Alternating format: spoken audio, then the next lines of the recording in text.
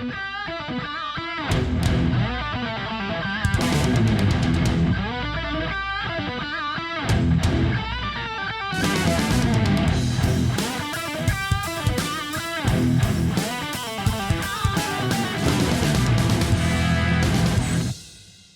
call may be monitored and recorded for quality assurance. You've got a 0320 AA installed, and the trouble is you're not getting a consistent speed. And when you drop it down so far to try to achieve that, when you open the door and it starts to retract, it's not retracting fast enough. You're still taking the drop bar and bending, and it's tilting over because it's dragging. So, well, it drags even when we close the door. I mean, it drags, so it's just not, I don't think it's stiff enough, I don't think it's rigid enough, like the internal mechanism, for that center plunge is not stiff enough to handle the drag from the door and the stone.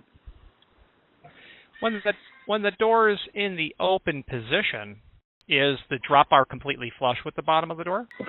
Yeah, I think it comes up fully. Okay. So where is it dragging when you go to close it? Because it has to drop, make contact, and then at that point... Well, I think the drop is far enough that I have to have that little brass, stopper out far enough that it starts to drop because it's in the center of the door. Previously, when I've used these, I've used the surface mount, which we don't want to do on this because it's residential. But so the plunger being in the middle of the door, as soon as it's, halfway closed or a little over halfway closed, it starts to drop, and then it's dragging along the stone threshold. When you say halfway closed, what is the degree the door is at? If 0 is closed and 90 is probably 30 degrees, is where it starts to. So, yeah, it's definitely activating far too soon. Yeah. Well, no, I get that. I just don't know that it's, again, we weren't getting a full closure on the rubber. So, I could try, but... Yeah. What it sounds like to me is the 369 could be a really good choice because you'll be able to get more compression out of the insert, or maybe not the 369. You'll be able to get more compression out of the insert before you get yourself into a situation where the drop bar itself is starting to get jammed up. But having said that, I might also consider in that scenario, my first choice would be the 369 and not the 360. Okay. Now, the gap between the bottom of the door and the top of whatever the flooring condition is, that needs to be basically parallel. Now, if it's out of level, which it sounds like it is, it really depends on whether or not the gap is bigger on the hinge side or the gap is bigger on the lock side, the strike side. Yeah. If it's bigger on the hinge side, you've got a lot of problems with that because the thing's going to start to drop. You're going to set it so that you have contact. But if it's so severe, you're not going to have a lot of room on the strike side of the door where it's already making the most amount of contact, and it will drag. Now, the thing will teeter-totter. The drop bar will teeter-totter in the sense that if it makes contact with a area of the floor that's higher than another area, it'll kind of make contact there and stop and then want to teeter-totter, and that's okay, but there's only so much of that you can really expect to squeeze out of it. Then the other issue is the 369 maximum drop is only 9/16. Yeah. Well, I'll measure our drop and see what that is. It is, the gap we were seeing was on the hinge side, which I think it's not that it's the stone is level, but it's not necessarily perfectly flat, because it has just like some natural, divots in it and that kind of thing. But they're small, do you think, is the bulb on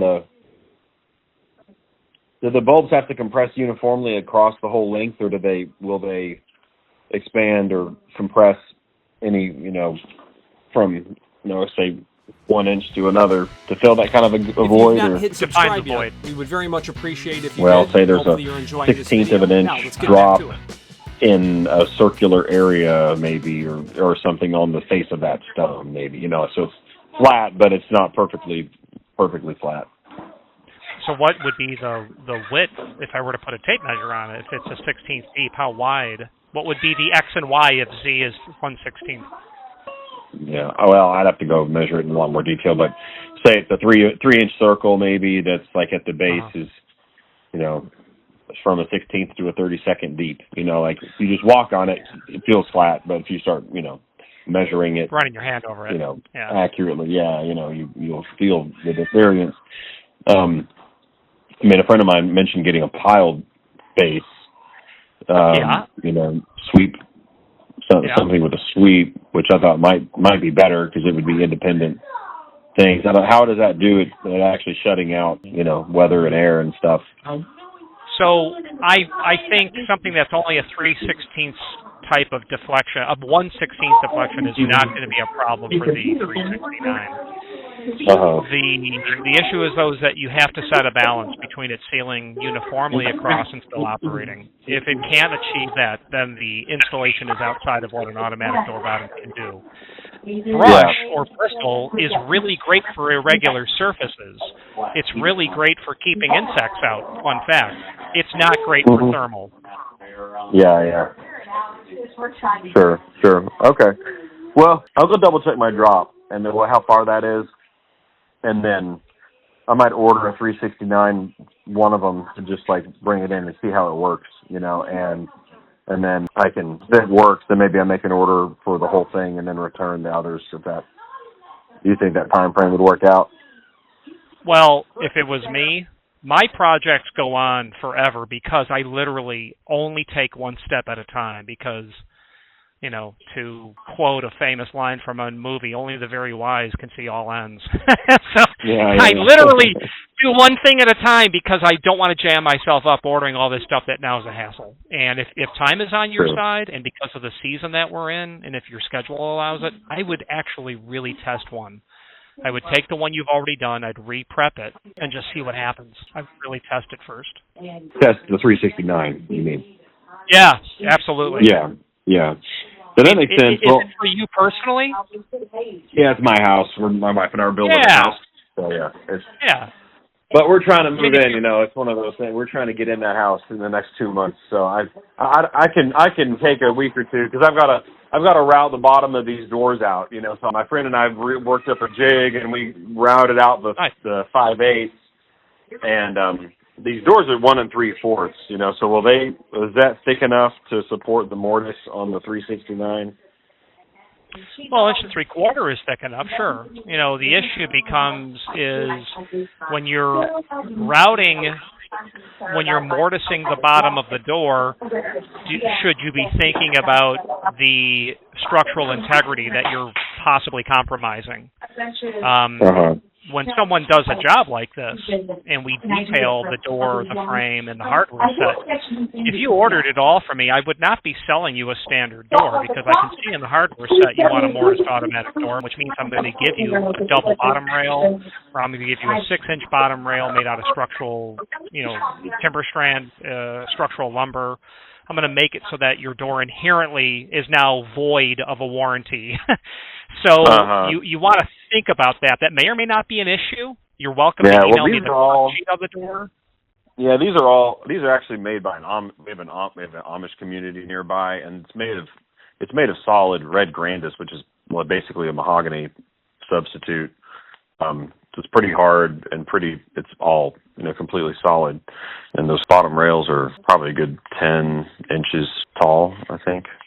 So I don't think we're at risk of compromising the rail. The only concern I've had is the outside edges, being, if they get to being 3/8 of an inch thick, are they going to chip or, ever become, they're obviously against something solid if they're filled with the aluminum.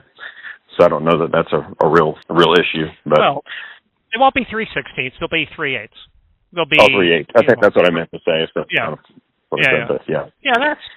Yeah, you obviously don't want a veneer of wood there. Yeah. But in all my years, that's not proven to be an issue.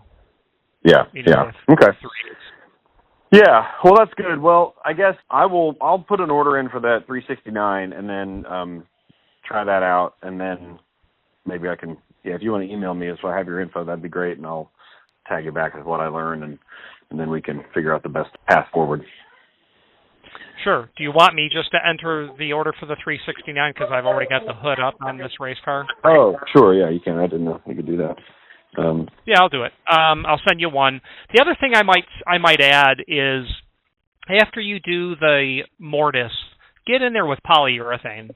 Sure. If it was me, my house, I would want to seal that for sure. I would be doing it for sure.